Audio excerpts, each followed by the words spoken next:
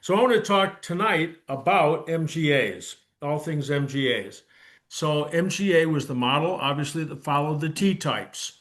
The MGA was showed up first as an EX experimental car as early as what 1953, 54, and Leonard Lord, who ran British Motor Corporation at the time, looked at the car and he's looking at the Heelys and he said, "Why, why would I run a company that make two competing vehicles that look so very nearly the same?" And I'm so close into it, I always thought, well, Heelys look different than MGAs. I mean, come on, they do, especially from the front. But I was at the MGB meet in Coronado, same year, 2017, same year as the GT was in Solvang, California. And at this MGB meet in San Diego, I was doing my tech session and I looked across the parking lot and there was a Healy. And I thought, well, that's kind of interesting because we don't get a lot of Heelys that come to an MG meet. And later on in the day, I was packing up and moving around, walking around. I walked right by that Healy to find out it was an MGA with that round paint job that the Heelys have on their front wings and doors, and it looked just like a Healy. I had mistaken it for a Healy, so that's why Leonard Lord didn't want to be making two different cars. But after they got done making the TF, then pretty soon it's like time, time to bring out something new, and altogether new it was. It was no longer the square rigger. It no longer had the running boards and the vertical radiator. It's same chassis, same chassis, almost the front suspension's almost exactly the same as a TD or a TF. Steering's almost exactly the same, a little bit better. But they came out with this MGA, and there was a lot of competition at the time. But in the price range that the MGs were, which was always sort of lower end, it made a big hit, and they were wildly popular. So they were introduced into this country as early as 1955, certainly by 1956. And over the range of the MGAs, there were 110,000 made. They fall into three big categories. The MGA, which was just an MGA, but later on it was called the 1500, and they made about 60,000 of those. And then they came out with an MGA 1600. They boarded out 100 cc's. Big deal. It's 100 cc's isn't very much if you're drinking, but a whole lot if you're looking at it in a syringe in the doctor's office. Anyway, they jumped it up to a 1600 and called the car the 1600. And then by the end of 1961, sales are going in the toilet. They got to figure out something to do to boost it. They weren't ready to come out with the MGB yet, so they dressed up the MGA 1600. They put in a more common engine that was going down the line with a 3-inch piston, the 1622, and they called it the Mark II, the Mark II MGA. And they covered the dash in fabric, which they'd only done prior to that with the MGA coupe, and put the headlights, or the tail lights on. Stole the tail lights from a Mini, and from the Mini, and then crossed them horizontally and put them just above the rear bumper. Other than that, all those cars look just the same. They came out as roadsters and coupes. There were 10,000 coupes made along the whole range, and then on top of that, they came out with wire wheel and disc wheel. In 1959, from clamoring from the racing community, who said, "Give us a car we can pick up from the dealer, we can pick up from the factory, we can put some tape on the headlights, and let's go out and race it. We want to be able to go fast." So they rushed into production the MGA twin cam, which used the 1600 block. And it's a twin cam. It's a Hemi head. It's aluminum Hemi head. Today it's dynamite. Lots of fun. Lots of fun. At the time, it was a warranty nightmare. So they ordered 2,500 engines and chassis. started making the twin cam and immediately started having warranty claims, all kinds of horrible stuff, holes in pistons. Oh my gosh! I mean, that's a warranty claim with an oil leak, which is endemic, but a hole in a piston that's a, you got to replace the whole engine to take care of that as a warranty claim. So after 2,111 units, somebody said, "That's it. No more twin cams." The twin cam was made as a roadster and a coupe. No more twin cams. So they pushed the chassis off into a corner and used those up in 1962 when they were finishing production. And they took the engines, the remaining engines, the complement of 2,111 is 389, and somebody went out and ceremoniously took a sledgehammer. This is the story, and broke them up, but they only did it just. My guess is that they're scrapping them, so it didn't really matter how much they were breaking them up. Remember, oh, what was that dreadful campaign that Obama had? Clunkers, cash for clunkers. So they took perfectly good cars in cash for clunkers and changed them into cash, and they took perfectly good MGA twin cam engines. They weren't perfectly good. There were some problems, and reduced those to scrap. So those problems are all sorted out now. So anyway, there are 2,111 MGA twin cams. And then we've got this weird sort of bastard hybrid model that came out at the very end. There were some in 60 also, but they're called the MGA Deluxe. And they were not called Deluxes until years afterwards. They were marketed in this country as the all-round disc brake model because the twin cam has a different wheel and brakes than the regular production cars. So taking a look at just the systems that go along with the cars, you got a 1500 engine, you got a 1600 engine, you got a Mark II engine or the 1622 engine. And the only difference between the 15 and 16 is the size of the piston. It goes from like 2 and 7/8 to 2 and 15 30 seconds, and then they jumped it up to a solid 3 inch in the 1622. 1622 uses a larger connecting rod that was common with the three main MGB engine. So the MGB engine, the three main B engine, and the 1622 engine share a lot of stuff that the 15 and 1600s don't share, but things like cam sprockets and cylinder heads and distributor drive gears and camshafts and lifters and push rods and front pulleys and flywheels, all that stuff stays the same all the way through production. Twin cam is all off on its own. Those are weird. But the production cars all stayed the same, and they stayed right up through the MGB through 1964, the three main MGB. They had a tachometer drive on the back of the camshaft. Although someone approached me in Traverse City last week and said, was there an MG that drove the tach off the back of the generator, like a T-type or a Bug-Eye Sprite? I said, no. That's kind of fascinating. Maybe someone had hooked theirs up like that. Chances are it wouldn't read right. Um, so that the engines all end up being, except for that piston rod diameter, and the piston diameters end up being about the same. You can bore out a 1500 engine. It's got lots of meat on it. You can put MGB pistons in it, no problem. There's all kinds of stuff you can do. It's a workhorse engine. It was a BMC engine. It was called the B series, like Bravo uh, engine, in marked contrast to the A series engine, which was the smaller engine, the Sprite and midget engine. So the B series engine was used not only in the MGs but the magnets, the Farina magnets. It was used in tractors. It was used in commercial vehicles. It was used lots of places. So it was even licensed to Japan as a J series engine. That's what Datsun called it, a J series engine.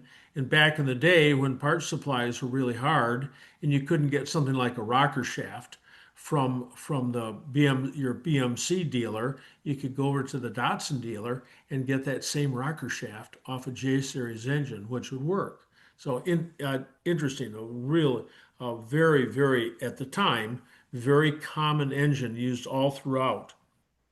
The ignition stays the same all the way through. Spark plugs stay the same, coil location changes. The distributor changes a little weeny bit from the 40510 original distributor as it goes faster. And again, twin cam is altogether different, but the ignition system stayed the same. The cooling system stayed the same. Same water pump, same hoses, same radiator, all the way through. Clutch stays the same all the way through. The gearboxes, there was a tiny little change in first couple hundred used a gearbox, which if you've had a Hudson Nash Metropolitan apart, you'll recognize some of the pieces from inside that gearbox, a side shifter, rather than a tower shifter like we have. They made a couple little improvements along the way. At the beginning of the 1600 MGA, they got away from the slip-in drive shaft, which they continued to use on the MG Midget, not the same diameter, not the same anything, but the same idea, right through the end of the 1275 production in 1974. So there's nothing inherently wrong with that. And lots of American cars with automatic transmissions had slip-in drive shafts. But the flange typed gearbox is superior, absolutely. Right at the very end, they went from a 10 spline input shaft to a 23 involute spline that was then common on the MGB all the way through 1980. The rear axle and suspension stayed the same with the exception of the rear axle ratio. So the rear axle ratio on the MGA with 15-inch wheels was 4.3. A T-type, in marked contrast, began at 5.125. The joke is you can pull, in first gear, you can pull stumps with T-types. They're really low range. Then the T-type went to a 4.875 and finally a 4.55. But the MGA started off with a 4.3. By the time you get up to the Mark II, it's got a 4.1 differential in it. The twin cams, a lot of those used a 455 because they were using the RPM, a much higher RPM range. And the MGB differential ratio is 3.9, and that's not an uncommon change to make from a banjo rear end from an MGB and putting that 3.9 into your MGA. You can get, well, when you looked at the mailer that I sent out on Constant Contact, there's a picture of that's my MGA driving on US 131 South, and you can get a few more miles per RPM with that 3.9. It's really nice. If your engine's underpowered, if it's a doggy 1500 or something, maybe got some trouble getting off the line fast. But this period in most MGA ownerships, most of the people are looking for a comfortable drive at higher speed, and you can achieve that with a 5-speed gearbox. But then you're putting Japanese parts or worse Ford parts into an MGA. So you can achieve the same with a 3.9 diff in the back end. Steering stays the same all the way through. Same steering wheel, same rack and pinion, same everything. Twin cams, of course, are different. All that development expense on the twin cam, the rack and pinion is different. The radiator is different. The water pump's different. Everything, the engine's different. Gearbox is the same. Clutch is different. All that engineering, all those drawings, all that development after 2,111 units gone. Not unlike the MGC, which they brought out in 1968, and the Motor Magazine's trashed prematurely. The problem with the twin cam was premature. Now the twin cams that are on the road are great. They'll do wonderfully. The shocks are the same. The brakes are the same all the way through on the rear axle. But on the front end, we end up picking up disc brakes, which is pretty racy for the introduction of the 1600 MGA. That's pretty cool. Pretty cool to have disc brakes. American cars didn't have disc brakes sometimes until 20 years later. They're nice. They're grossly overbuilt. They're very durable. Be sure to repair them. Don't buy new ones. Rebuild your old ones. Um, the I was going to back up to the rear axle.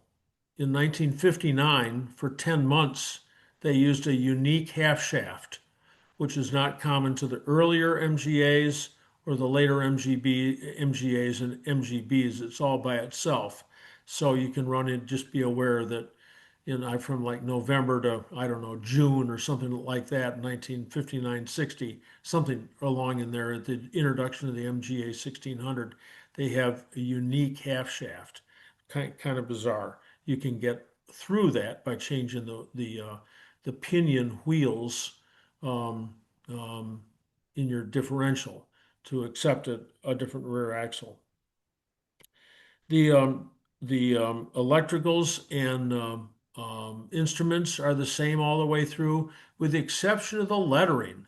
The very earliest MGA had huge, big block serifs on the numbers and lettering on the gauges. They are so distinct.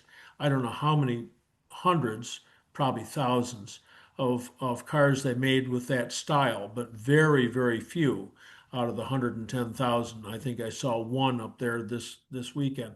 Forrest Johnson has a 55 MGA that he's working at, continuing to work at. It was born, I know, on his birthday or the same month or something, in 1955. He's from Rusty Moose Garage. I turned my business over to Forrest 10 years ago. He's been working at that, and that's got that unusual um, set of serifs on the lettering. Other than that, the gauges stay the same. Oh, the speedos change because they got to be matched with the differential, but you'd never see it. It's just a little tiny four-digit number down in the right-hand corner of the face of the differential. All that stuff stays the same. Lubrication and maintenance is the same on all the cars. You want to make sure you got plenty of oil in the differential, in the gearbox, and the engine, and you want to grease the zerks on the front suspension and the tie rod ends if they have any. Not You don't want to grease the rack and pinion unless there's a grease zerk right at the pinion, but the big zerk right in front on the rack and pinion is not a grease zerk, it's an oil zerk. And if you pump the rack and pinion full of grease, the steering will become very sluggish. But everything else is the same. The maintenance is all the same. Um, Tuning is all the same. I just went through this weekend, this past week in Traverse, talking about MGA air cleaners. Now, if you're Mr. Original and you got to have the original stuff in your car, okay, you do. You have to fight it.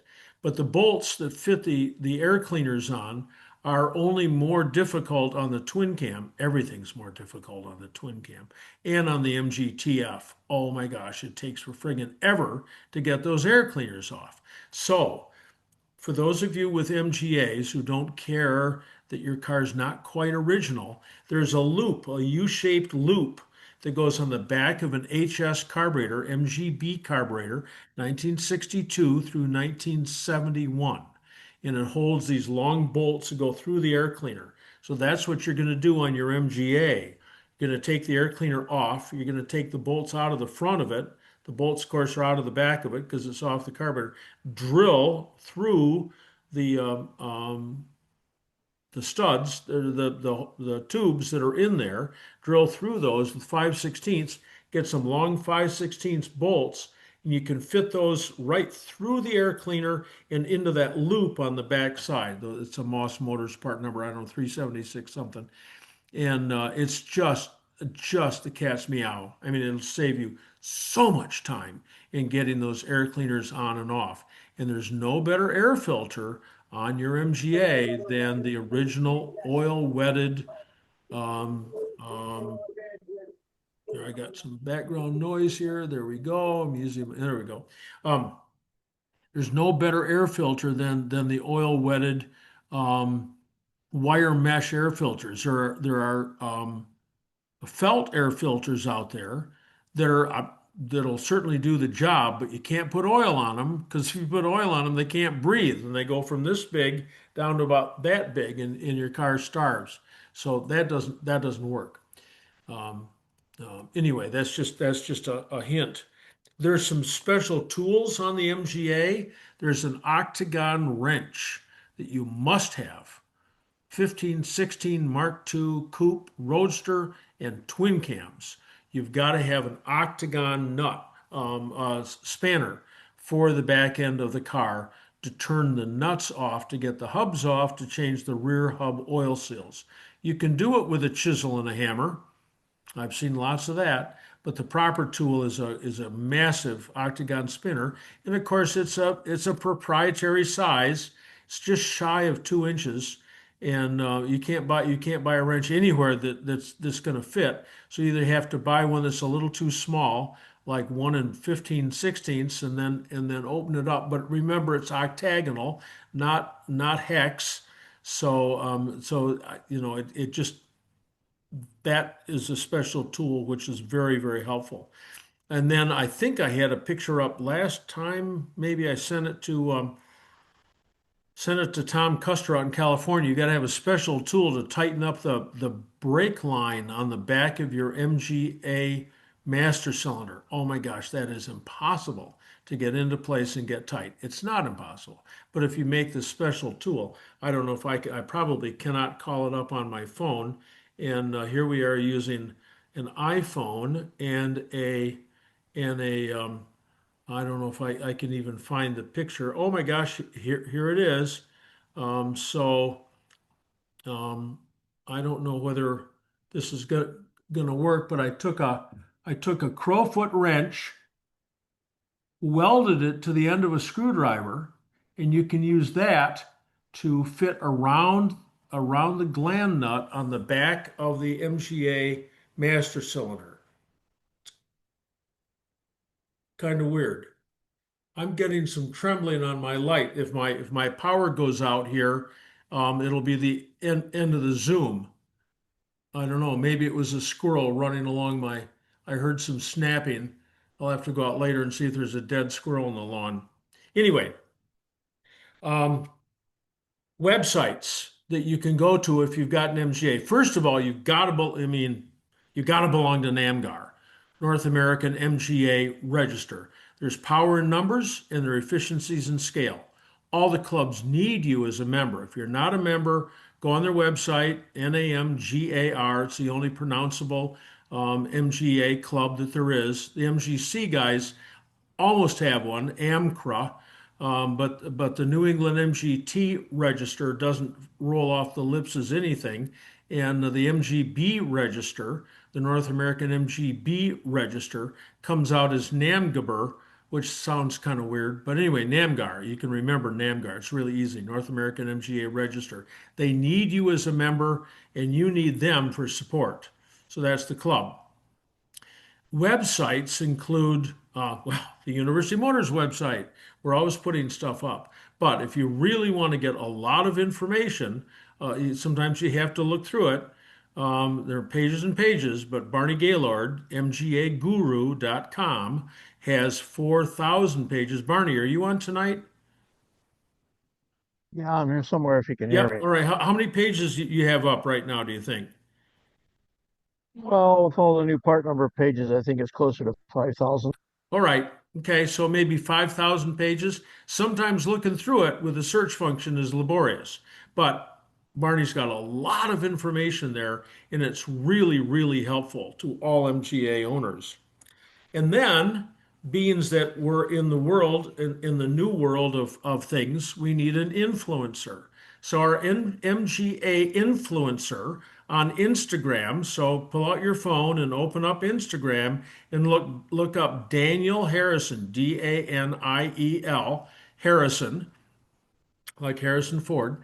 And he's been working on an MGA. He brought it to the event in 2017 as a teenager at Solvang, and he's got it done now. And he's got a video up as well, probably as Jay Leno, of Jay Leno driving in Daniel Harrison's car. So That's pretty cool. That's pretty cool. And he's restoring a TC right now. But I just looked on his Instagram page today, and he's got a GoPro down in the passenger side, looking up at him in his gear shifting, and then it flips between that. Takes a lot of editing. Daniel, you're not on tonight, are you? He's got a real job. He's in California. He's probably still at work. Um, anyway, that's a really nice place. So if you've got a younger person in your family who's expressed any interest in an MGA, send them to Daniel Harrison because he is the guy. He is the guy. Hey, John, Yeah, Tony, that nut yet wrench you were, or that socket you were talking about is 1 inch and 61/64. I think you can still get it. Here's the original one. yeah, yep, Figure out how to use it. yep. Yeah, you have to have a Tommy bar. Oh, yes. Long Split in Tommy the bar, middle. but yep, I just used one 2 weeks ago on a That, banjo diff on an MGB. So that's the midget end, that's the hex end, and if you yep, flip it around to the other end, yes. And the part number on this one is 18G 152. Good luck fighting one. yes, Just so I'd yep, share that. Thank you. yep. Thank you, thank you. Yep. 61/64. Thank you. I Yeah. didn't I didn't know that. So And you do not put it on a impact driver no, it opens because it right up. especially this kind, it'll just chew up the edges. Yep. I let a friend of mine use one and he did it. It rounded it off pretty bad. Yeah, Got we, it we off, but yeah, but messed up the socket. we had a square socket at the shop that we carved out the sides of it just a little bit and used it because we're in a shop, used an impact gun. And of Yeah. course, the other thing, like a T-type in the front end, and also on the MGA in the front end, the nuts tighten the wheel nuts, front and rear, tighten in the direction of wheel rotation. So on the Yes. on the right side, the right hand threads. That's pretty easy. But on the left side, they tighten backwards. So Yes. yep, yep. Okay. So Well, anyway, that while is you're on that, this is Judd, Judd. and my picture doesn't show the important part, but this is to do the drain plug on the rear axle, and it's a standard uh, 3/8 to half-inch adapter ground down to fit the square hole in the plug on the back. Works beautifully. I share it with all of our club members who have MGAs. Thank And you. I'm sorry that That this picture won't, I don't know why it cuts it off on the top. On my picture, it's got the whole thing. well, it's a picture of all these interesting people that are spread across the top here. So I've got a snap-on tool to do the same that I paid probably half a paycheck for. But you can go to the auto part, you go to AutoZone and reach in the bucket that says mechanics quality, your choice, 99 cents, probably more than that now, and buy any kind of extension, half-inch extension, and you got to taper the top of it and just keep working on your grindstone until it fits, and then you can get it. You can usually use a 3/8 a square to get that out of there. Usually, but you certainly cannot use a half-inch. That just won't go in. But it's not an uncommon differential plug size. So thank you. So When it, anyway, now I'm interested in comments, things I've missed, questions you've got about MGAs. Well, this is not really MGA directly, but you mentioned the wire filter, air filter, oil. What would you use for oil? Engine oil, just engine I, oil you is know, fine. Any oil is fine, and that's on the TC. The TD has got the oil wetted filter because oil gets sucked off the bottom. That's just the best filter that they ever had. And you should oil wet the TF filters and the MGA filters, but without any oil on them, they don't do anything. So they have to be oil wetted. how often? more often than you'd want because that drips oil, everywhere too. On a TC, you got that big can that comes up. So you put oil in there and it runs inside. So as soon as you start it up, then it burns up the oil that gets sucked in, through the air manifold and stuff. Maybe that's why those holes are drilled on the bottom of the there. That's it. That's it. Fred's gonna agree with me on a TC. There's holes drilled in the bottom of the inlet manifold, and that is to let the oil out from when you put oil on the air filter. How does that sound? But that was actually something to do with the airflow, not the air filter itself. Well, that's what you say. And I anyway, agree. He's right. now they say plug those up. You don't need to do that. But there's K&N makes a oil filter oil that you can spray on, which is really easy. It's probably really expensive, but you just spray it on.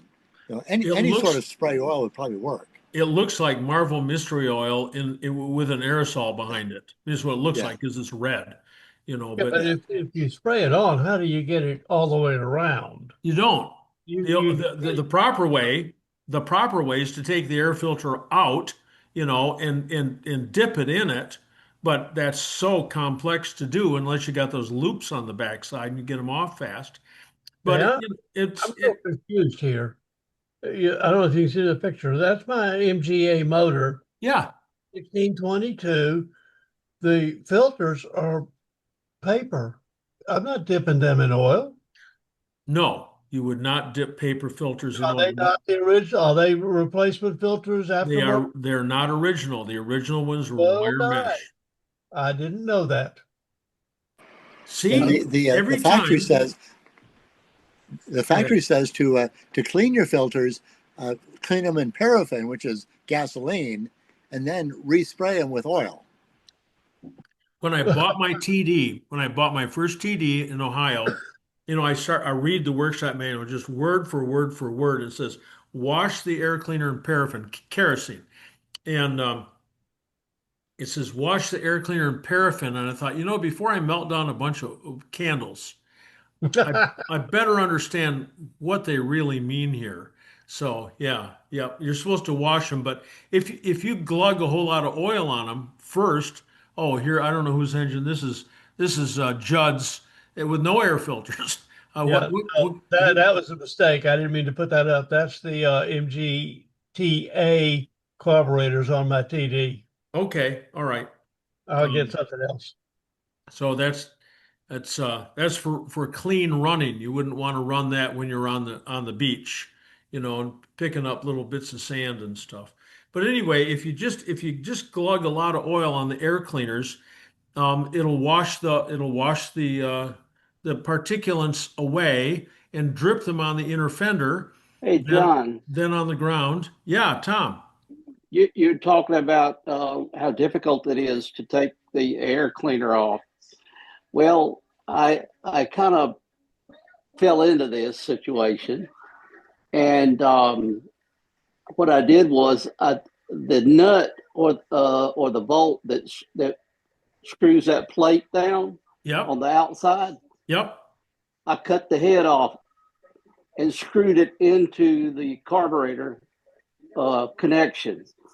And then you put the plate up back on the carburetor and you put a nut on it. And Okay. and then that way your thread is still in the carburetor, and so when you put the plate on it, it stays there until you put the nut. Okay. So that simplified it for me. Yep. And even easier than that nut is that loop that goes on the back of an HS carburetor on an MGB. Then you Okay. just So short of making all these modifications, you can buy a 75-degree right angle open end wrench.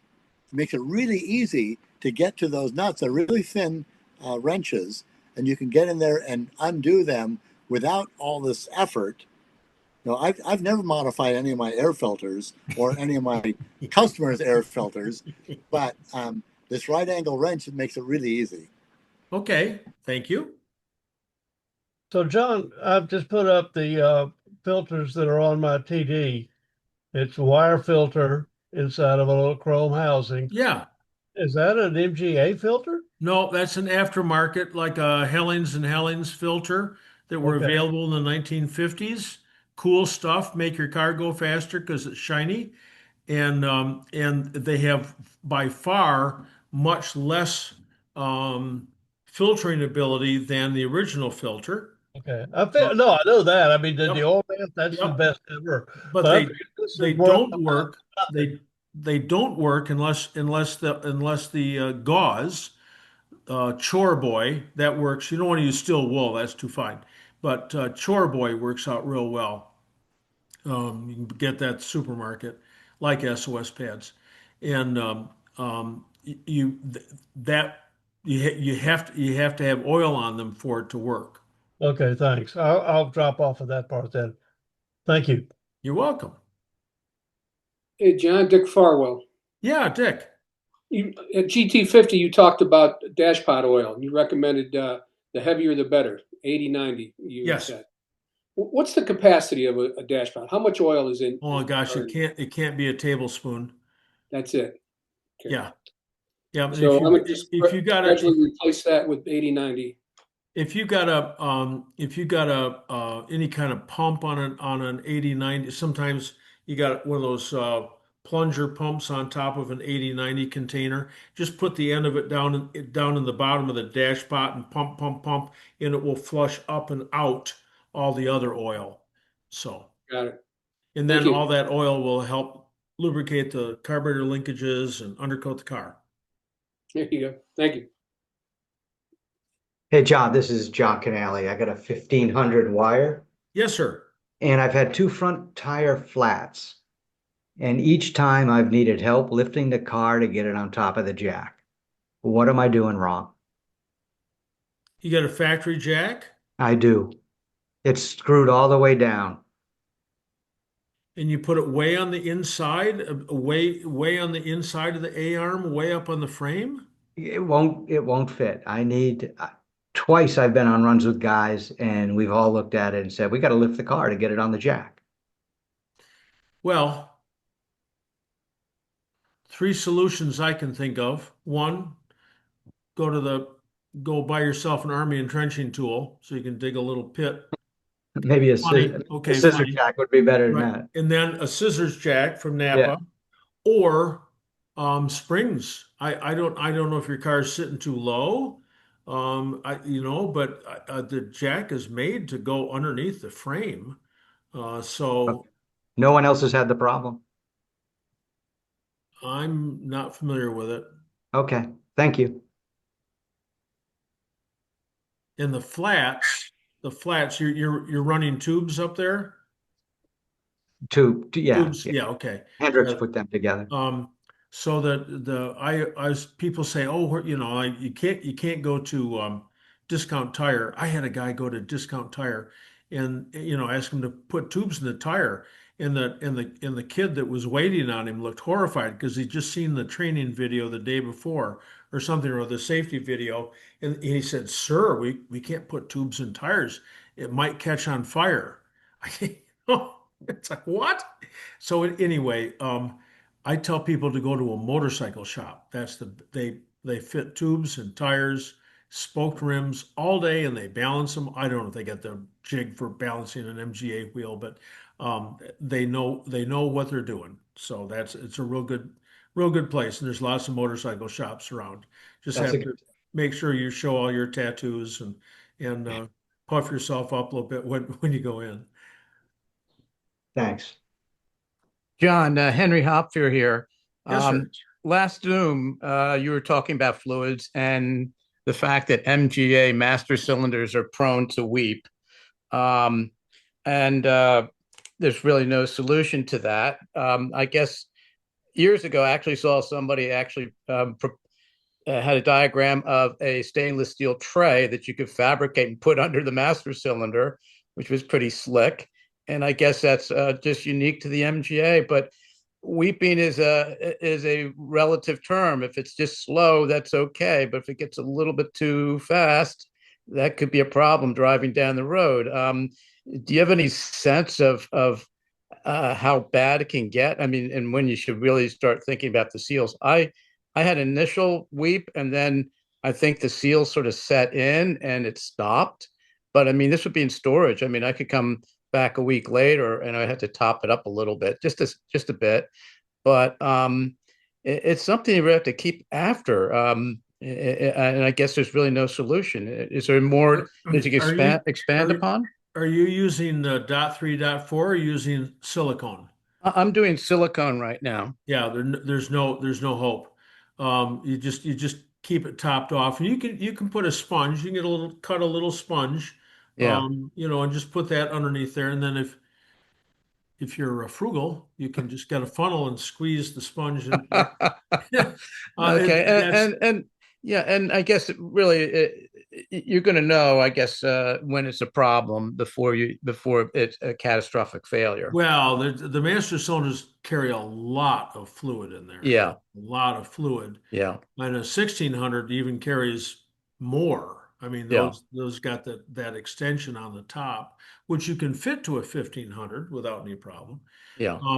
I didn't mention there's a difference between the 1500 bonnets and I think the 1600 bonnets. But anyway, it doesn't make any difference back there.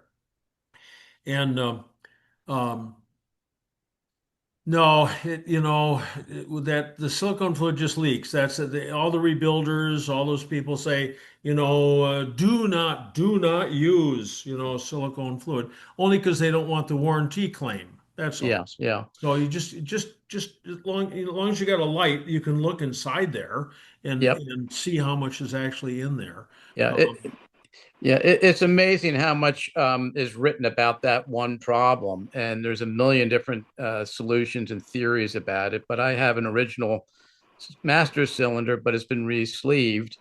But it just seems like it's a pretty universal problem. So thanks for the insight. the advantage And is the silicone fluid doesn't eat the paint. Yep, yep, That's I have one I was going MGA. to say on the plus side, I, we have paint underneath our master cylinders. yeah. Yep. I have an MGA coupe, it uses silicone, doesn't leak at all, but the MGA Roadster has always leaked just a little bit. I just keep a rag under there. So I guess the secret is just to buy coupe, right? Yeah. Yeah. Hey, Yeah. John, I Yes, want sir. to change the conversation a little bit, going back to your axle. The wheel bearing, on the seal that goes on to the axle itself or Yes, the sir. stub, Yes.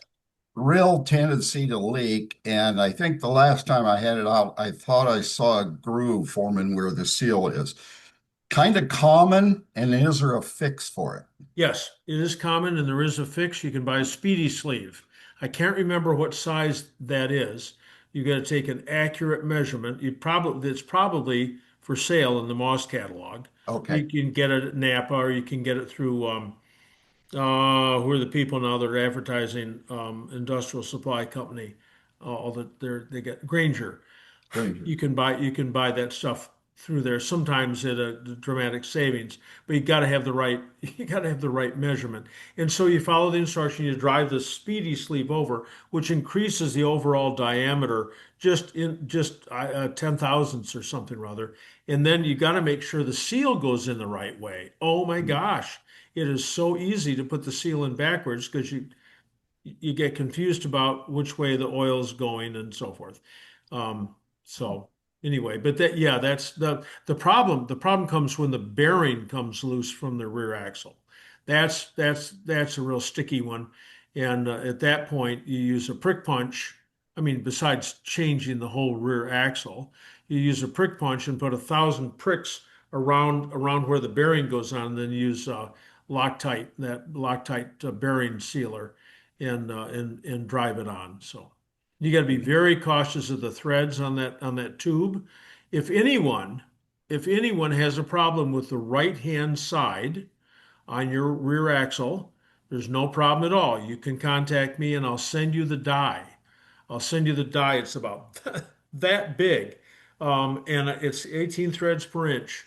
But I don't have a left hand I don't have a left-hand die because that was going to have to be made for me. It was going to cost me $500, and I said, well, I'll just use a thread file if I get in a jam on the left-hand side. But on the right-hand side, anyway, that's just an aside. So Okay, anyway, John. speedy sleeve and the seal, and always put it together with a lot of grease, Oh, yeah. Yeah. so that it doesn't start to run dry. That What? speedy sleeve idea also works on the front pulley, and it also works on the back end of an MGB crankshaft pulley, where you get a groove. And then you wonder sometimes, if you're in the wondering mood, wait a minute, the seal is rubber and the rear axle is steel. How does a Why? rubber seal cut a slot into steel? It doesn't. The rubber holds dirt like sand, which is stronger than the steel, and that then is the dirt that cuts the seal or cuts the groove. So Okay. One One other item quick. for that is on that speedy sleeve, to drive on the speedy sleeve, if you use a 2-inch PVC pipe, it fits over that speedy sleeve perfectly to drive it on to the rear axle. thank you. One other quick question, John, that I had. I ran into this, and I'm sure it's that way. But your springs in your carburetor, you know, the long springs you put Yeah. in the pots. Somebody asked me, do I want a red one or a black one? What's the difference there? The force.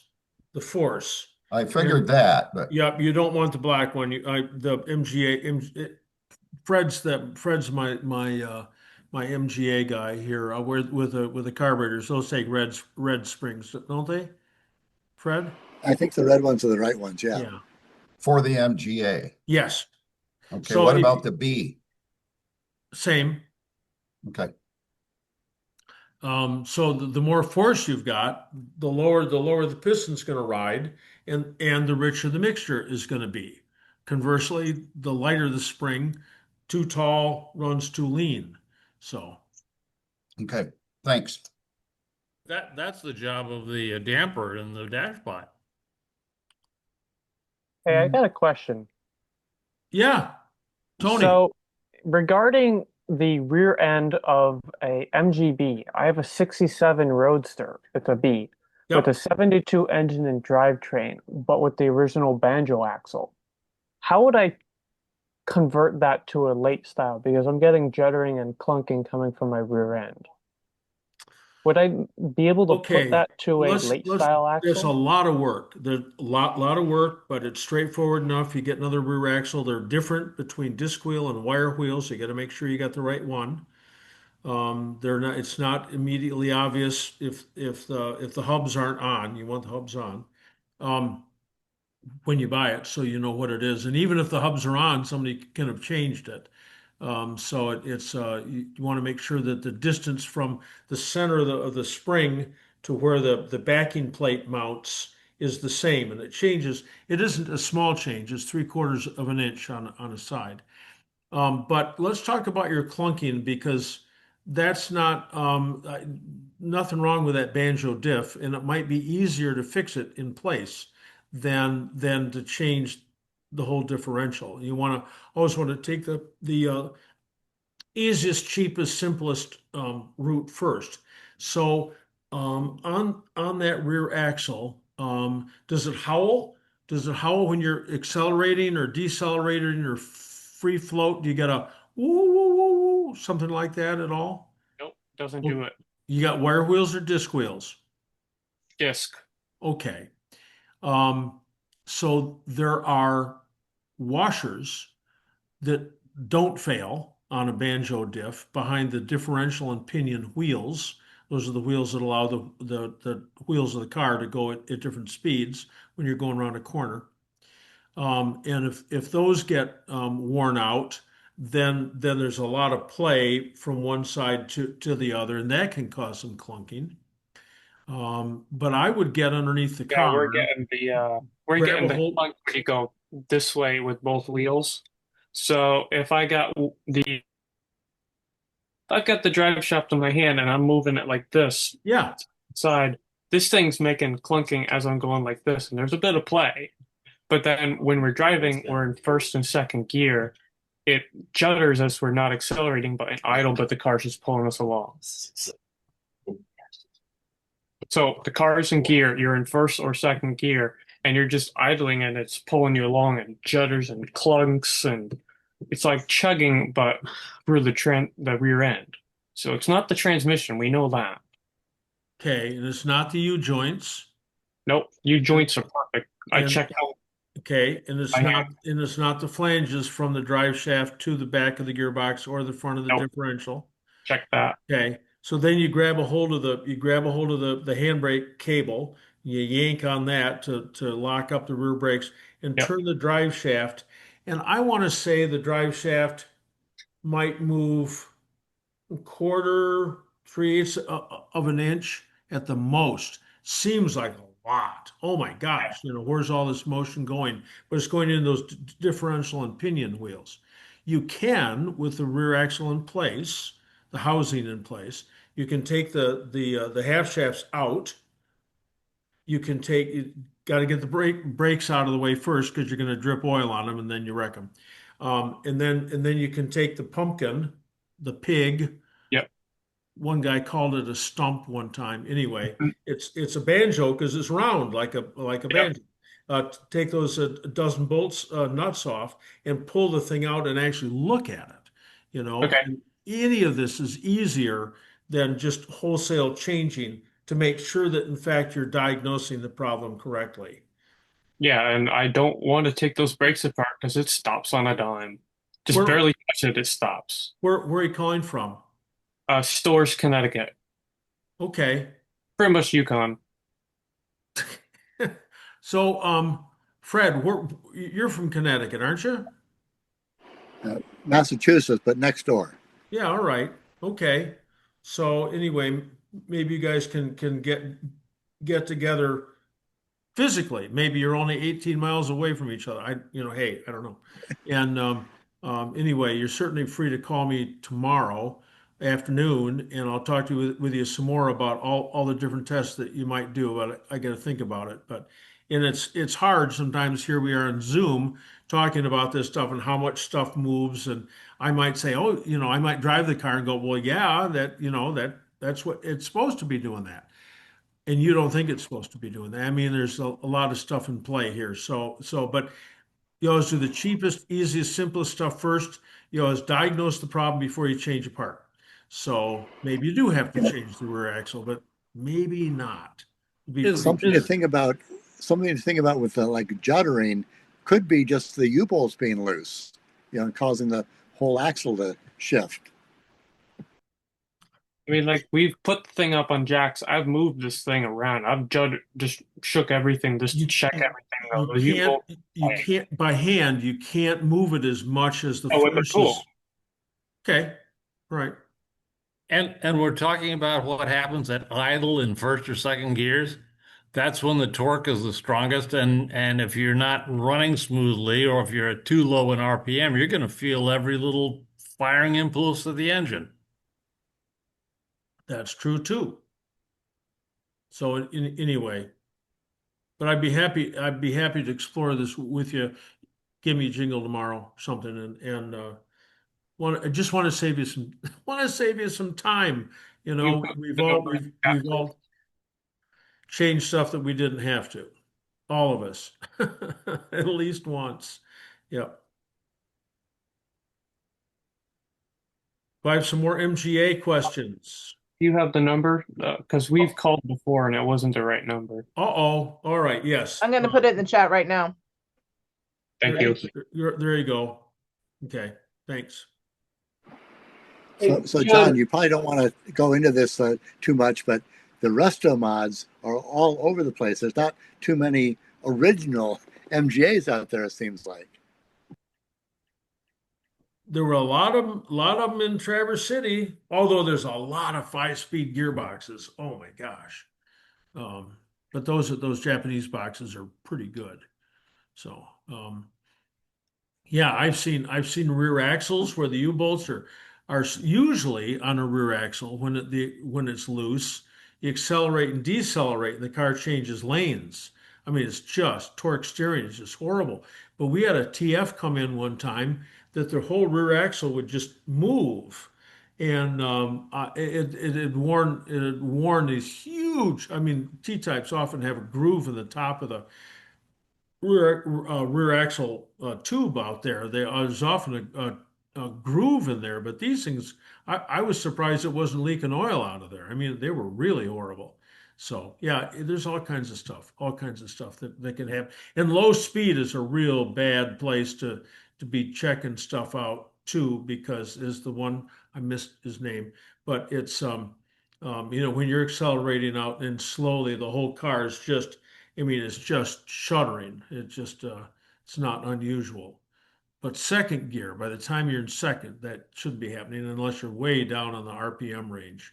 So, more Another MGA questions. another clunk I've gotten on the MGA is the shock absorber being loose and just not being apparent until you finally got up there and twisted the bolts and saw that, oh, this thing's worked its way loose. And mostly hitting bumps and things, you'll get pretty good clunks in the back end of the A. So there are a bunch of different noises that you can identify by changing the vowel. So there's a clack, CLACK, clack clack, 77 through 80 MGB, loose anti-sway bar, textbook case. There's a clunk, CLUNK, that you can get from these differential and pinion wheels being bad on a later model MGB rear axle. There's a clonk, CLONK, that you can have when the wire wheels are loose. They clonk. There's a clock, CLUCK, that you get from a bad shock arm when it's loose at the bottom where it attaches at the leaf spring. And I just tell the story over and over. Wendy Berry called me up. She had a 79 russet brown midget, and she calls me up and she says, "John, my car's making a sound like a chicken." I said, I'm up for this, Wendy. Bring the car down and we'll go out and drive it. And damned if we drove it down Sherman Street and the thing goes clock, clock, clock, clock. It just was a hoot. Got underneath it. Sure enough, shock link's bad. Anyway, there's a lot of you got to have the ear to be able to translate which vowel, which vowel in one of those words is the operational word. And a clink, C-L-I-N-K, clink, clink, that's a bad U joint. So, yeah. I put your sounds of the MG link up there for all the various sounds they make. Thank you. Thank you. John, I'll try Dick. to keep this. I'll Oh. try to keep this clean, but I'll have you listen to Carol's rear end on her MGC and the show coming up. I'm always game to you listen know, to a woman's rear end. Yeah. Okay, yeah, hey, you can't go wrong. Okay, Hey, John, John, Yeah, Dick Farlow Dick. again. You mentioned I got that slight exhaust leak. You mentioned a olive shaped. Okay, Yes. so here's the deal on those new MGA, excuse me, on all the MG I gotta be able to draw I here. got On the all stainless those steel exhaust. Yeah. new stainless steel exhausts, they have flanges that look better than that, but they're like that, okay? And there's a gasket that goes between the two flanges. It doesn't work. It just doesn't work. So instead of a gasket, you get an MGA exhaust gasket. It's I don't have a Moss catalog in front of me. Not that that's our only supplier, Right. but it's the olive that goes up between the front exhaust pipe and the exhaust manifold. And that's just large enough you can put it through there, put bolts through it, and tighten the bolts down evenly so that you don't tighten one down and leave the other one open. You bring them both down. And then the plates don't have to be absolutely parallel. They can be real close and trap that gasket in there, and that'll work. Okay. Yeah, they just showed the one part number. So I think what you have to find out though is what size is the inside diameter of your pipe, because MGB is smaller, MGA is bigger. MGTC is another size. It's another size, TB but is on the another size. MGA and MGB, I've used those. And And even MGB late model with the catalytic converter has a steel donut in there. So there's all these different sizes. There are, but that MGA one will work for Dick. Thank you. John, can I ask an almost MGA question? Sure. So, MGB 3-bearing engines, in America, where do you get the little brass oil gallery plugs when you're reconditioning the engine? You don't. Is the engine all apart right now? Yep. Okay. So you're going to take all of the holes in the engine, all of them, and you're going to tap them 1/4 inch NPT, National Pipe Thread. And then you're going to get Allen set screws to go into every single one of those. The ones that are smaller than that, you'll use 1/8 inch NPT and get Allen set screws. The only problem is you got to hand fit the plugs so you're sure they're under this, like in the front of the engine. You got the front engine bearing plate that comes up, and if one of those stands proud and you it screw won't the go bolt on. down, it's going to bend the front cover and it's going to leak. So there are on the MGB5 main, I think there are like maybe 16 of those, and on the 3 main, there's just a few or less. There's a lot. It's got 9, I think. Yeah. And you've got to, the only trouble, you just want to make sure you don't want to plug up the wrong hole back there by the oil pressure relief valve.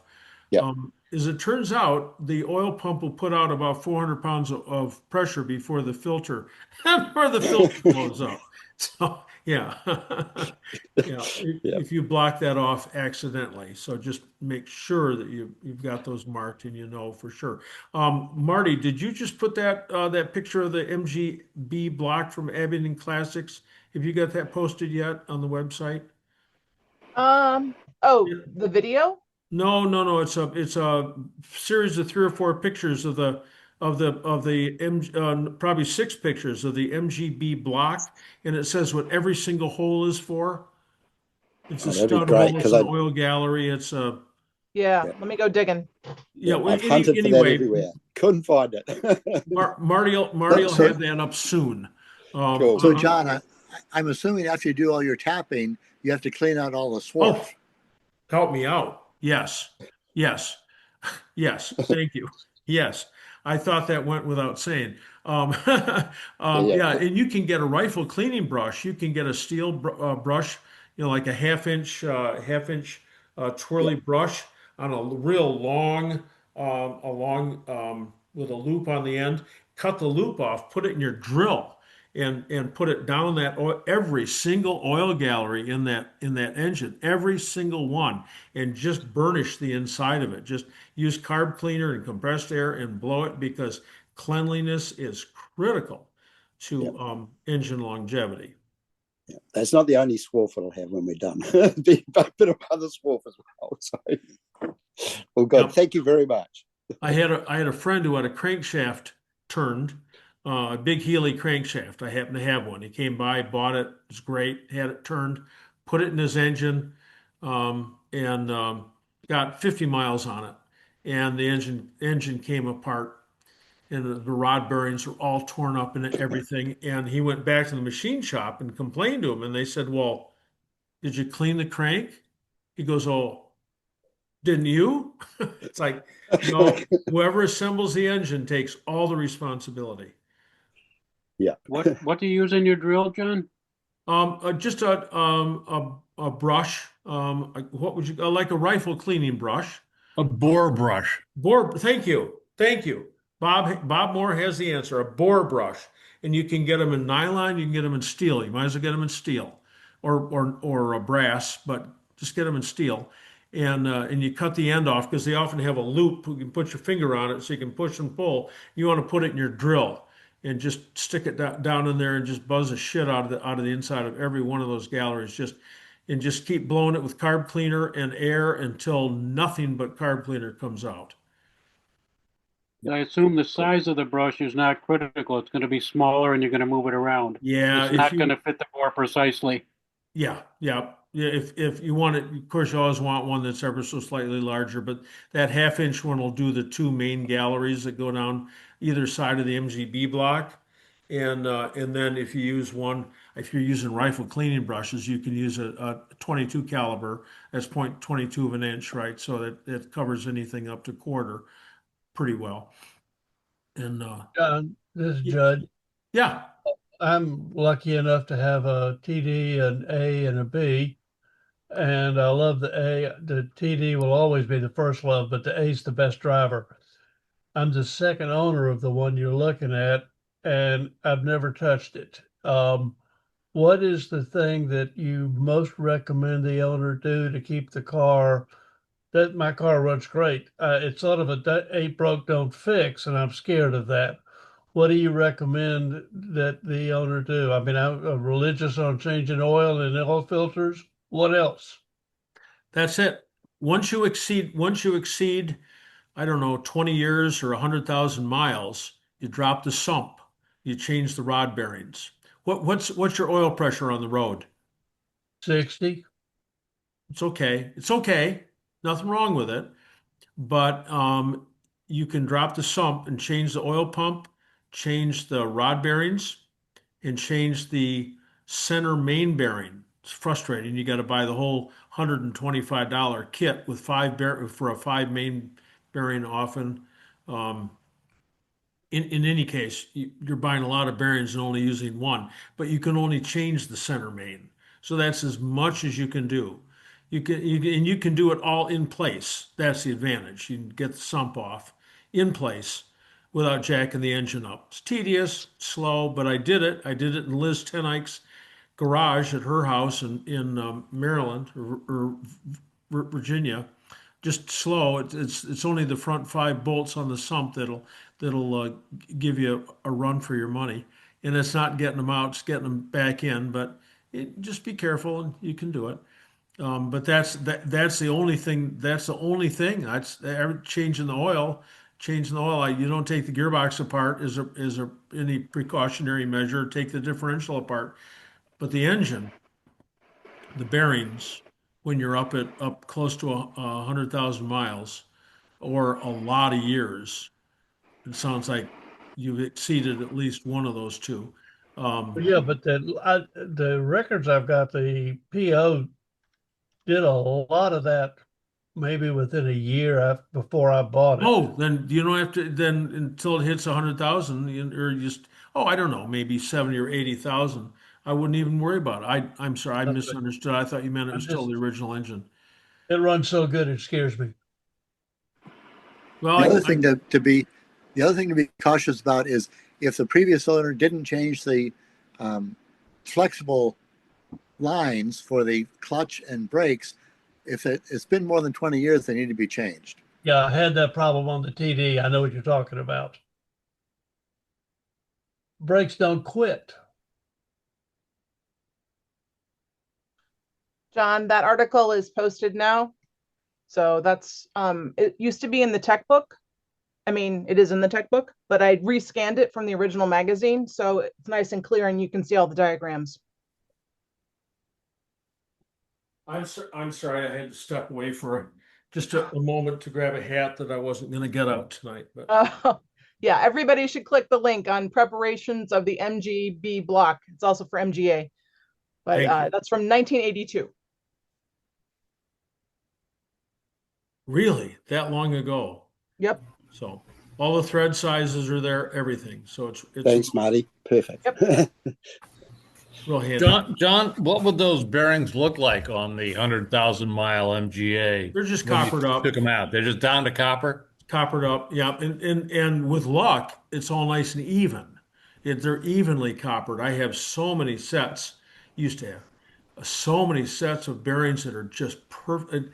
And people call them coppered up, but understand everybody does that the bearing is a steel shell, and then it's copper plated, and then it's plated with lead indium or whatever the bearing material is. And over a period of time, it just the bearing material wears away. And 68, 69 MGBs, when you start them up with the original oil filter on them, MGCs also, they rattle for just a couple seconds before you get any oil pressure. It's just the way it is. It's bad. You should always change the oil filter assembly. But those particularly, you take them out and they're coppered up. They're just coppered up, and you put new bearings in, and off you go. But you always take the sump off first. You take the bearings out, and then you read the bearing to make sure that they're not already undersized. Because if you buy standard bearings, and they're already 10 or 20 under, why would they be? But who knows? Who knows? So you What always was take that clue about the oil filter assembly, the change of that? 68, 69 only. It's the worst oil filter they ever came up with. It's an element. It's a felt element on the T types, on the later TDs and TFs. It's horizontal, and then in the MGAs it goes down on an angle. Sons of bitches. Excuse me, bad language. To change, but anyone who's changed an MGA original filter knows I'm using precisely the exact words that are necessary. And by 1970, they've got a top-loaded spin-on. Dynamite, great, wonderful, great filter. Um, but 68, 69 MGBs and MGCs, they've got an element that's loaded from the top, and it must empty out. That must be what's going on. So you start the car up, and it's the filter's got to fill with oil. And as soon as it fills with oil, then it squirts it out to all the rods. But in the meantime, it's rattling. So you get a lot of premature wear. And you can replace that filter 68 and 69 or on any MGA with a top-loaded spin-on filter from an MGB in 1970 through 1980, with the exception of half a year in 1974 when they used a Marina bottom load little tiny spin-on filter. God knows why, but they just half a year, third of a year, or something or other. You're looking for that top-loaded spin-on filter, and you can fit that on an MGA. If you do fit it on an MGA with a generator, you have to kick it back. You have to turn it back a little bit so it doesn't foul the wiring on the back of your generator. So I saw a lot of MGAs in Traverse City, Michigan last week with alternators. Remember, we won World War II with generators and points. You don't need electronic ignition and you don't need alternators. You don't need them. You don't need them. They can be handy, but they're not. It's not a necessary change. So anyway, John, yes, sir. can you go over that 100,000 mile kind of refresh that you were talking about? Can you go over Sure. that again? Sure, that was when I ran my shop, and people would come in and say, had the car since new, or they second or third owner, and nothing had ever been done to it. Maybe a clutch, clutches come and go at around 50,000 miles usually, Right. and they get up around 70, 80,000 miles, and I'd say, you can wait. You can wait until the oil pressure's in the toilet and you hear a rod knocking, and then we got to take the whole engine out and rebuild the whole engine. You don't have to rebuild the whole engine, but if you take the engine out of the car and you take the crankshaft out of it, help me out. You're going to look at the cam. Cam's going to be bad. You're going to look at the lifters. Lifters are bad. Look at the chain stretch. Go look at the chain tensioner. That's chewed up a little bit, and you end up changing every part in the engine. So rather than do that, because it still runs okay, and what you don't know doesn't hurt you, you take the sump off and replace the 4 rod bearings. That's real easy Okay. to do.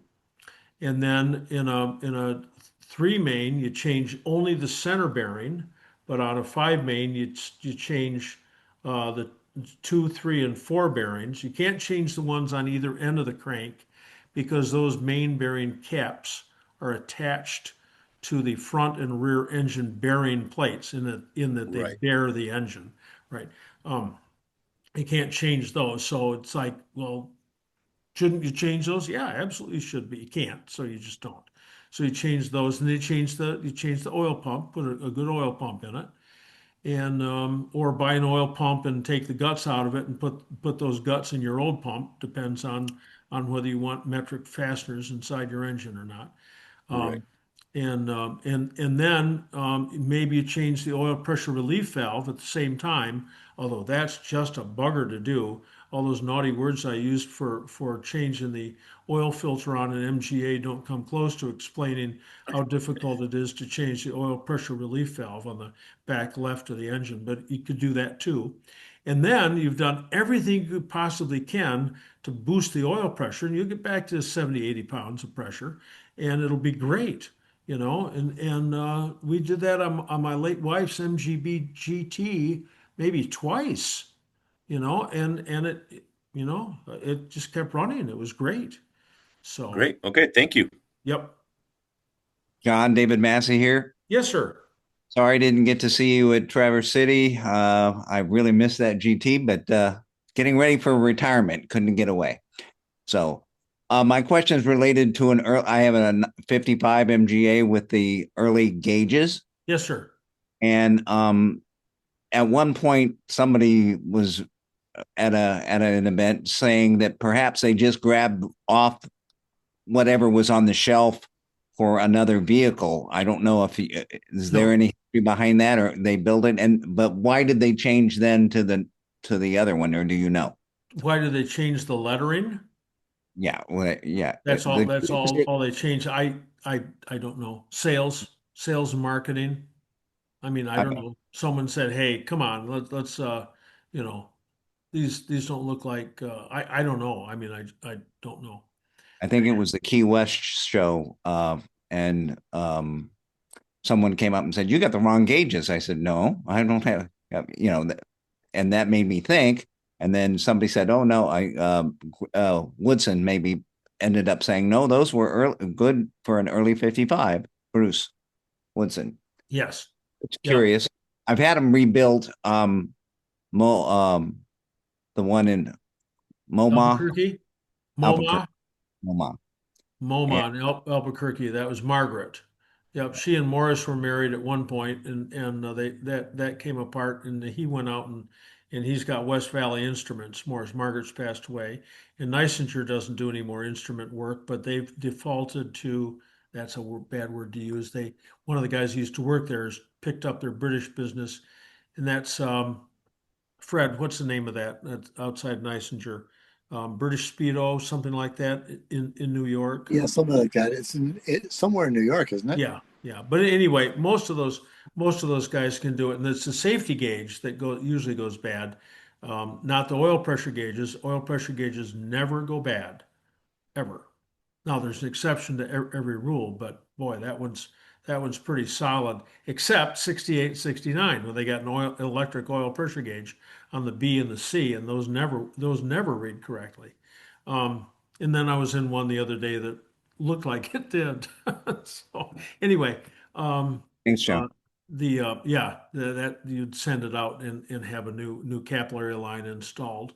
So yeah. I don't know how long they used those gauges. It wasn't very long at all. Only the real early ones. So the real early cars, there was some other weird stuff with those. The heater control, the slide up in front is metal. Later on, it's plastic. Cheaper to make, but the earlier ones were metal. So anyway. I also swear that I had black welting in a black car as original, but I've been told that it was never black. And I said, but I was told that you could order something from the factory. So the welting on the fender I've never heard of that myself, but you get a whole group of people together, not so much anymore, but back in the day, and you'd say, well, they never painted a pink, they never painted a pink MGB. Come on, they never made one. And some guy raises his hand and says, well, damn you, I went to the factory and picked my car up when I was in the Air Force, when I was up at Upper Hayford, and I went to the factory and I got my car, and by God, it was pink when I bought it. Who's to argue? So, but I think it was all that gray fender welding. So, and the gray fender welding doesn't look too bad with some colors, but black always looks nice. And despite my fervent attempt when I restored my MGA in 1980, 45 years ago, to make it as original as I possibly could, I went and bought Volkswagen Beetle T fender welting that's black, and it looks great. Black always looks great. And some of the aftermarket welting is so thin that as soon as you tighten up the bolts to hold the fender, that fender welding has that loop to it, and it's really hard to get rid of. So I am going to hit the mute all button, and not because I don't like anybody, but because there's background noise. Okay. Do we have any more MGA questions? Yeah, this is Tom. Yes, sir. Can you comment on the control box? I talked to you earlier this week. I kind of straightened it out, but maybe you could comment on some of the adjustment or setup of that. And then you also mentioned about the heater control panel. Is anybody make one that is any good anymore? Well, if you call Cecilia, I'm sure she'll tell you that hers is the best. It's Scarborough Fair. Okay, that's fine. I know her.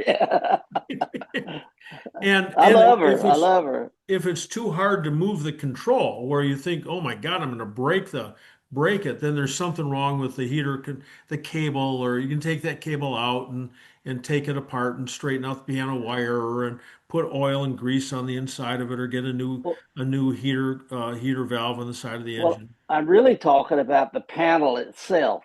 Yeah. The plastic. That I only know probably two. Well, you can always buy one out of England too, but I don't know which one might look better or. Okay. Yep. All right. Comment on the control box. Well, the control box is a sealed unit. You're not supposed to open it up and do anything to it. So this is the control box that goes with the generator that controls the rate of charge in voltage and in amperage. So it's designed. You go back to the T types, and there's an ammeter on the dashboard, and you go back really far, just before Skip Vandermolen's TB, and you got a switch on the dash, and you got to have your eyes on the road and on the ammeter at the same time. And if it's overcharging, you got to cut the charge, and if it's not charging enough, you got to increase the charge. And you get to, so you know your own car and everything, but still, it's just one of those tasks that you had to do yourself to control the rate of charge, so you'd neither go flat, your batteries wouldn't die, nor would you boil the acid out of your battery because they were getting overcharged. So in around the time of the TB, you come out with a control unit that's got two bobbins inside it. One is the cutout. That's a great big solenoid that connects the battery to the generator.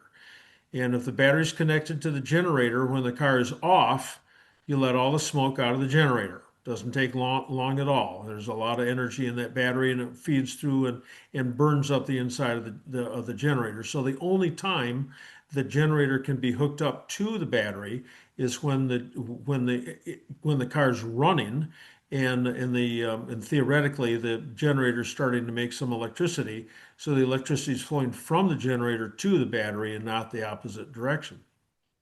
Well, I come to find out that the points were really my problem, and I just cleaned them up a little bit. Sure. And then I realized I had two different control boxes. The guy I bought my car from, he must have gone to every junkyard in the regional area and bought any parts that he could take off of MGAs. That's why I had another control box. So the original control box that was in my car, I took a look at it, and the two screws on the back that go to each one of the bobbins, they control the pressure on the spring, right, for it to pull up and down on the Yeah. on the okay. So I looked at the one that was originally on my car, and they had painted around each one of the screws. So I'm supposing that that came from the vendor, from the manufacturer, and that they set it, and then it's like a Loctite of paint. So I put it back in, cleaned the points, good to go. Yes, that was a warranty. It was a warranty trick. So that when they got it back and someone said, "Oh, this doesn't work," and then they'd take the cover off it and say, "Well, dude, you're Oh, fiddling with it. Warranty's void." I So got it. I got so it. it wasn't like Loctite. It was just a warranty measure. Oh, okay. Thank you. Well, they looked good, so I Great. went with it. Everything's good. Thank you, sir. Yes, sir. Hey, John, John? go on, Gene? let We're him on. go. I got Judd up on the screen here. Yeah, John, I've got something over in the chat section, but I think you touched on it. So when you get there, you could ignore it. But I've got a 1622. There's a 1600, skip the twin cam, and the 1500. Do I understand that they're the exact same motor except for the bore size? No, they're not. The main bearings change on the 1622. The main bearings, did they get more of them or just different? No, not more. They change. The diameters change or something. Nah. Like the journal on the crank is a different size Well, or the something? the 1622 cranks the same as the MGB, and the 1500 and 1600 cranks are the same, and they're not interchangeable. I can't tell you off the top of my head what the difference is. Okay. Thrust, the I- center thrust, the center thrust that changes. On the 15 and 16, that center bearing's really wide, and then on the later block, the center bearing gets much narrower. At So, least that. okay, so it seems that and this is just gut, this is not scientific, that the performance of the 1622 over the 1600 is more better than 22 Nah, cubic you can't. centimeters. To a 22 cc's isn't going to make any difference at all. I wouldn't think so. And it all comes down to breathing. It all comes down to tune up. So one of the fastest MGAs I ever drove in my life was a 1500. Looked like a 1500 from the outside. I don't know what had been done on the inside, but it certainly breathed a whole lot better than than um, than most MGAs. Okay. Are the heads the same? Oh, there are incremental changes in the cylinder heads, but the rule is that all the cylinder heads are interchangeable from 1955 through 1980. Wow. Okay. That's But the let me get into my 1622 had question. bigger valves, Okay, thank you. and What did also you it say, has a Fred? different differential. Sure, yes. What did you say about valves, Fred? Fred said the valves on the 1622 are larger than they are in the 15 and 1600s. Okay. So when you get to that question up at the top of the chat, ignore it. Okay. Hey, John, Gene Cooper here. Hey, Gene. Sadly, we couldn't make it to Traverse City because we had a rendezvous event that we co-sponsored with the Healy Club. But we had a TD there, and somebody was not charging. They said, "Well, let's go take a look at it. Maybe we'll adjust your control box." And I said, "Well, that's normally not something you can do for the faint of heart because you can make, as you say, let the smoke out. That's not good." Immediately, just looking with a flashlight in the back of the generator, uh, if there was a bright, shiny light, it would be more like a disco because there were pieces of solder all over the place, which sort of tells me that it didn't swamp or not swamped, that, it didn't stay connected with the car not running. It was running, but generators are extremely good at trying to do anything it can to give you whatever you ask for. I don't care if it's rated at 12 or 17 amps. You put in an electric blower fan and have halogen headlights and anything else you happen to add to your circuit, that generator is going to try to keep up, and it will actually make the solder hot inside, and that's yesterday's news then. Usually that's a failure of the control box. The control box actually does three things. It control, it's got the cutout, it's got the voltage regulator, and it also has with one half of a turn on the voltage regulation. It's an attempt at current regulation. By the time we get to the MGB, we got three bobbins: cutout, voltage regulation, and current regulation. And the current regulation makes it stop charging when it pops up. It's starting to get close to 30 amps. But whether the draw was too big or the control box was faulty or what, yeah, I've seen that. Yeah, and then once the generator's bad, you put another generator in, and that's going to go bad too because there's probably something wrong with the control box. So. Very good. And I wanted to ask one question. Have you ever attempted to replace the capillary tube? I've read several articles about putting the bulb in some extremely cold water or some water with some dry ice in it, and then any capillary tube that you solder It's filled with ether. Yeah, you have to use a big old electric iron. Don't use a propane torch. No, no. I mean, like welding on gas tanks. No, no. Let somebody else do that. So I've never attempted that. Never.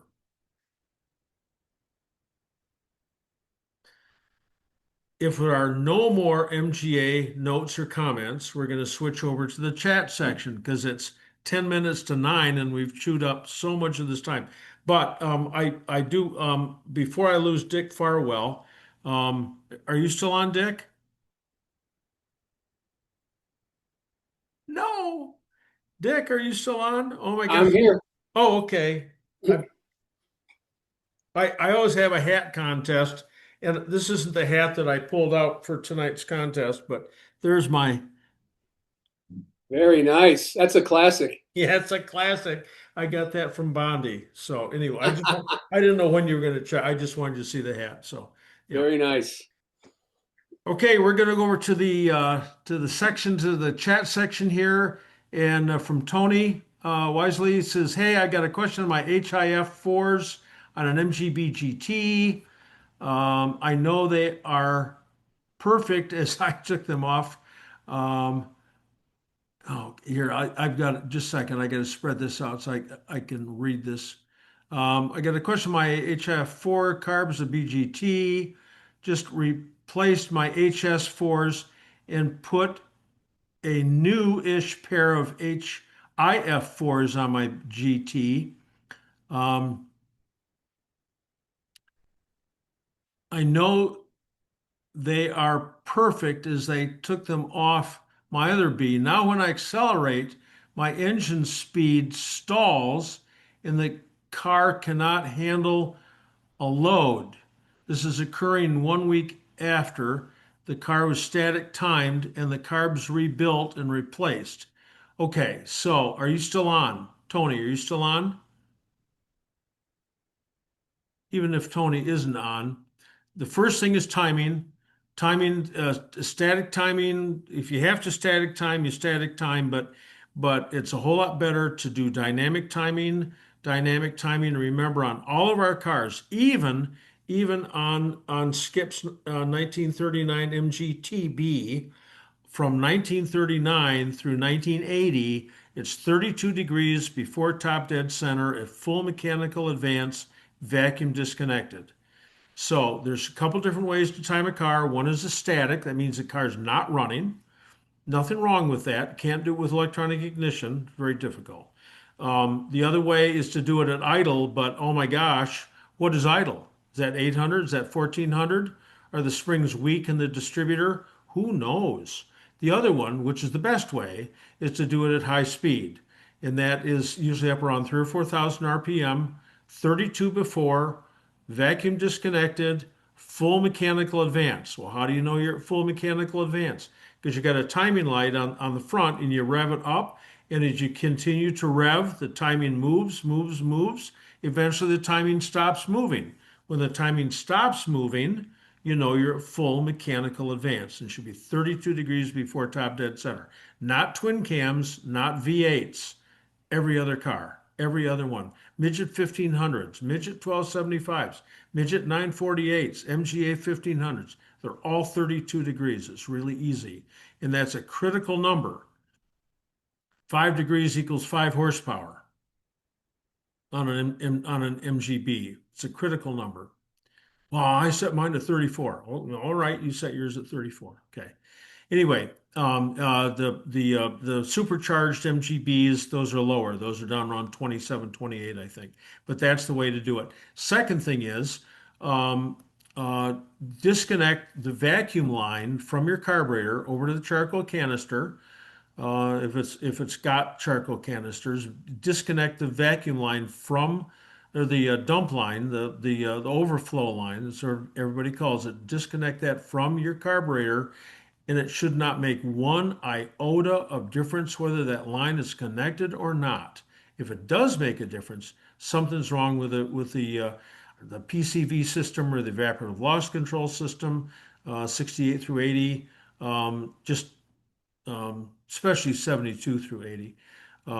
That's real critical. And the other thing is to make sure you're using nice thick oil in your carburetors, in the dash pots for acceleration. Thicker the oil, the better the acceleration. And then lastly, on the HIFs, there's a test you can do by pressurizing the float bowl with your mouth pressure, not out of an airline. You'll blow the carburetors apart. Don't do that.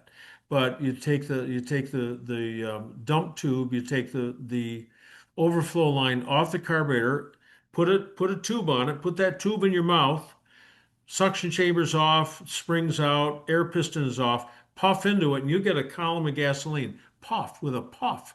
You get a column of gasoline that shoots up onto that jet about 2 foot.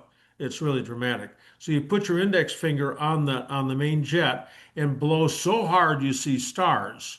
You should not have any gasoline burble up through the mixture control hole, which lies to the rear of the jet.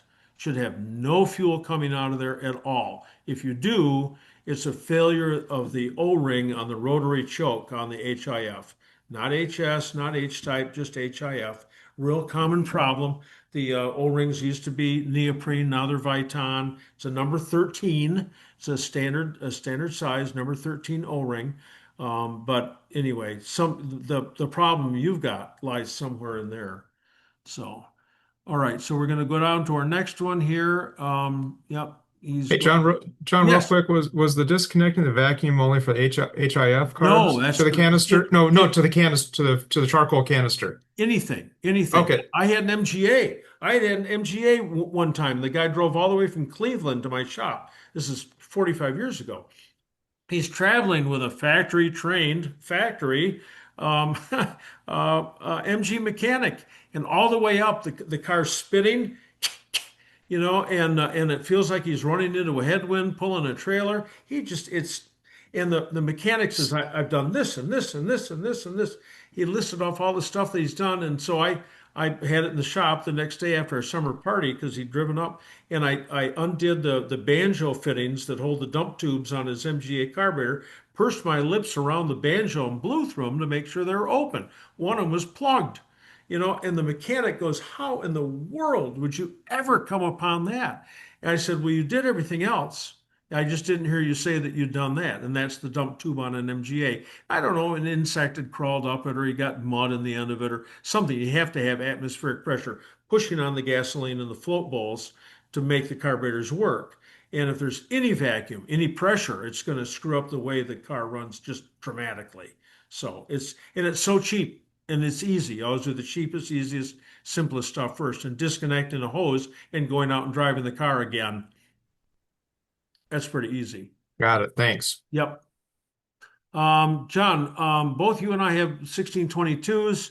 So far as I know, mine's pure stock. It runs great. Oh, that's Judd's. Judd is gone off. So let's see, where do we go? That was me. Oh, Pat, I'm back. TC 44885, but Terry's got him beat by a long time. So um, just a minute here. I'm having a hard time reading what I have to read here. Um,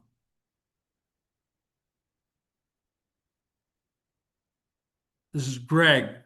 Greg says, burn on. Big River, burn on.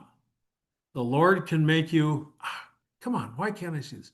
The Lord can make you turn, and the Lord can make you flood your banks, but the Lord can't make you burn. So we can all remember that tonight. Let's see. Oh, here we go. Who's Kimber? Tonight's passcode threw me. Kimber, Cecil Kimber. He is the discoverer. He is the inventor. He is the designer of the MG, Cecil Kimber. So, John, this is Greg. yeah. The reference was to the Cuyahoga River. And Randy Newman's song from '72. Gotcha. All right. Okay. Speaking of songs from a long time ago, for John Clark today, he was talking about some kind of natural food or something or other. And so I played him Junk Food Junkie. So anyway, okay. What's the name of that song, Greg? I think it. Hold on. Give me a. I believe it's Burn On Big River. Yeah. Everyone in Ohio over a certain age knows it. Yeah. So, hey, it's a nice t-shirt you got on tonight, Bob. Okay, here we go. I've got a 1958 MG. Where I got my t-shirt. I got a 1958 that has MGB rear brakes. Apparently, they're upside down and on the wrong sides. They worked fine for a while. Then the master cylinder went out. That's when I found out what a Franken car I have. So this is Robert Reed. That's when I found out what setup I've got. I'm having a bit of problem bleeding these brakes and the transmission and the slave. So bleeding brakes, I can tell you this, bleeding brakes is a two-person project. People say, "Oh, I bought the Easy Bleed. It's so great, everything." Two people. Open the bleeder, press the pedal down, close the bleeder, let it up on the pedal, wait a couple of seconds for the reservoir to refill, open the bleeder, pedal down, works great. When you're bleeding the clutch, on any of our cars, take first time. It's all dry. It's all just got air in it. Take the bleeder right out. Take it right out. Use your finger. Finger off, pedal down, finger on, pedal up, wait 20 seconds. Finger off, pedal down, finger on, pedal up, wait 20 seconds. After you do that 5 times, 6 times, you get a great big blub, blub, blub, blub of fluid. Then screw the bleeder back in. While the pedal's still down, go up, make sure the master cylinder's full. Come back underneath, crack the bleeder open, pedal down, close it. Do that a couple times, you're all bled. Bleeding's real easy. Two people. If you're bleeding, I've bled a gallon of fluid through it. We've been working on it for 2 days. Let me tell you, something else is wrong. Bleeding is a hydraulic system. It's real straightforward. But about the rears, that's an interesting one. A couple of people have put in their experience here, and anybody can always call me tomorrow. Previous owner put MGA bucket seats in my TD. Worked really well for a 6'6" person. TD seats put my forehead and nose above the windshield. Very good change for tall people. So, okay, thank you. That's a real good comment on. I didn't think of that. I had a guy call me a couple years ago, more than a couple years ago, and he said, "Is there any way to move the steering wheel up in my TD?" And I said, "Well, I mean, to get the steering wheel aligned, you got a half an inch of movement there." And he said, "Yeah, I've done that." And I said, "Well, then I'm getting a clue what's going on." And I said, "Is your seat all the way back? Is it fouling the seat belts or something?" "Nope, nope, it's all the way back.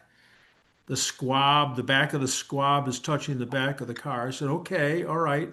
I said, "Well, you can always buy a smaller steering wheel." He said, "Did that." I said, "Well, then I'm gonna have to tell you what your wife's been telling you, lose some weight." But apparently, MGA bucket seats, and that means MGB bucket seats or Miata seats. Anyway, very interesting for someone who's especially tall, or maybe someone whose girth is larger than the car was built for. Yes, good idea. Thank you. Thank you. Oh, here's a good one. Here's a good one. Pat Garrity. I disagree with John. Yes. The K&N filters fit nicely in the stock filter, better than the metal mesh ones. So that must be for the MGA. So again, these are K&N, but they're still wire mesh filters, aren't they? Is Pat still on? Are those are Yes, still yes, I am, but they have cotton gauze that you Oh, oil. okay. All right. Okay. Much finer filter than the stock Okay. MGA. All right. And you use that spray, Yeah, Marva Mist oil, or whatever but the stuff is. Yeah.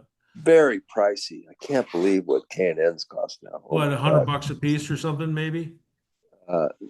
Well, I got mine used, so but if you look in the Moss catalog, Okay.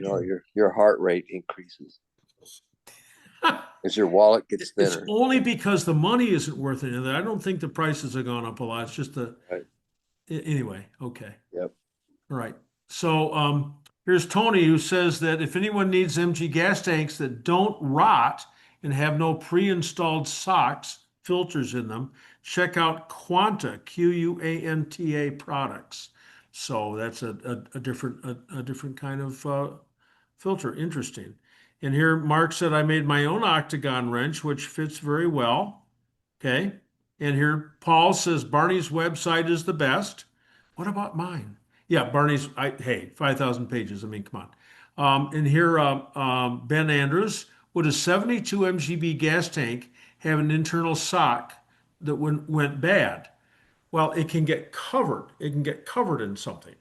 It can get covered in a rag. It can get covered with compound that you put on the inside of the car, on the inside of the tank. But to go bad means either it gets plugged up or it tears open. If it tears open, so what? Um, but the sock is a plastic filter. So And while you're on 72 MGB gas tanks, why is it so hard for me to fill up the gas tank on my 72 MGB? It seems to go up to about maybe 2/3 of full, and then it starts it's, popping. it backflows and cuts off. Yeah, I don't know. I don't know why, but knowing that it when you hit about the first time it pops, you just got to cut the time, you got to cut the rate of flow out of the tank. I've taken it and turned the nozzle upside down. Sometimes that helps, so you're not coming in at it from the bottom, but you're coming in from the top with the I'll try nozzle. that. I've That's done. weird. I'll try that. All right. John, I had an issue when I first bought my factory V8. It seemed like you were dribbling the fuel in with a spoon. I got so fed up with it. I changed the inner neck to a Okay. different one, and it solved everything. It takes fuel just as normally as any other car. I don't know what was different, but that was my problem. Yeah, Is that the neck that was in the trunk or down underneath the car? no, in the trunk. In the trunk, GT. Okay, thank you. Yeah, in the spare tire boot area. Yeah. Well, mine's a roadster, but I think I know what you mean. Could So that the could metal portion. could that restriction for the unleaded fuel be triggering the handle on the gas pump prematurely? Absolutely, but that's only 75 through 80. So yeah, Mine doesn't have that restriction. I can those put those you can take a big socket and a hammer and dislodge those. Mark writes in and says, "How rare is a close ratio gearbox for the MGA? I just rebuilt mine after 35 years of driving the car and learned that I have one." When he went to find another input shaft, they're real rare. They're very very rare. It's no. I don't believe anyone's making gears for them right now. I haven't seen any new parts available. And when you go to find a used part, it's really difficult to find those gears. The first gear turns out it's the same, fortunately, but the second, third, and input shaft and lay gear are all different. So You could check with quantum mechanics; they might have some parts, or might be okay. able to source them. Yep, he's the East Coast or almost national gearbox rebuilder, John Esposito, Yeah. Quantum Mechanics in Connecticut. Yep, Yes. yep. So Paul Edelman says I use Marvel mystery oil in my carb dash pots, but I'll tell you, Paul, if you try thicker oil, if you don't like it, you can always switch back. But I like that thick oil. And here we got uh, we're we're talking about paraffin and kerosene. Yep, yep. It's just a different language.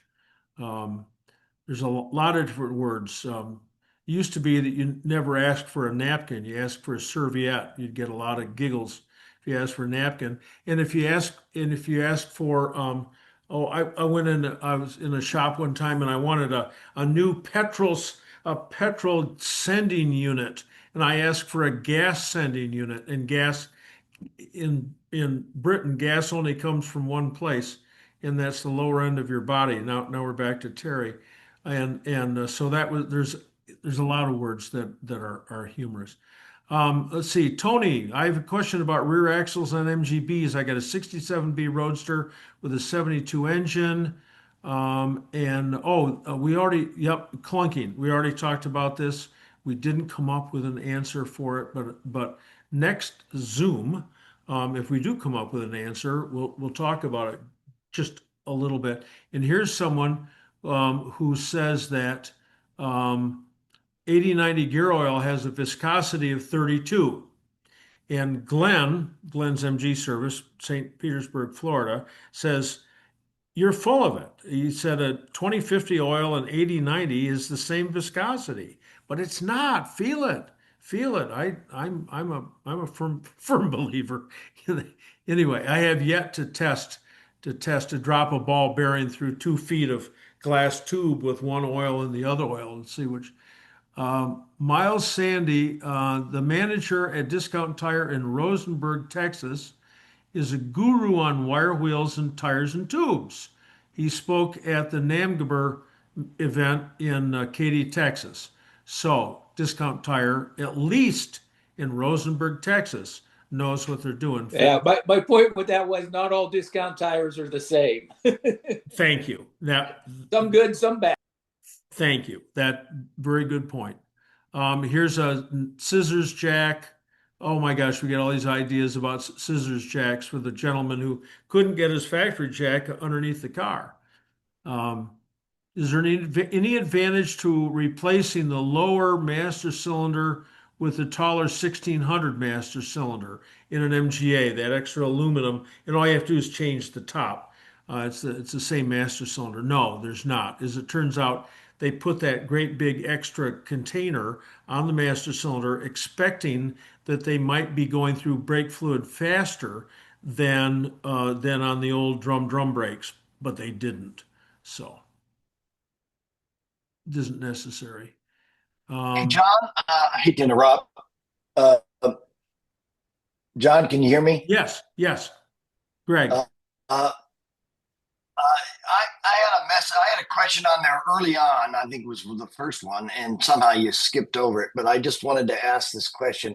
I bought a new distributor from BVU, Okay. as you recommended. And I did a static timing on it, and the car runs really well. But what's really odd is the number one spark plug is 100 degrees off of where the old distributor was. Does it really matter? No. As long as you got it timed, and as long as the finger on the inside of the distributor when it comes around touches the that's someplace in there. I've just lost my power. My power is just out, and so we are done with our meat. I can't talk anymore. So Marty,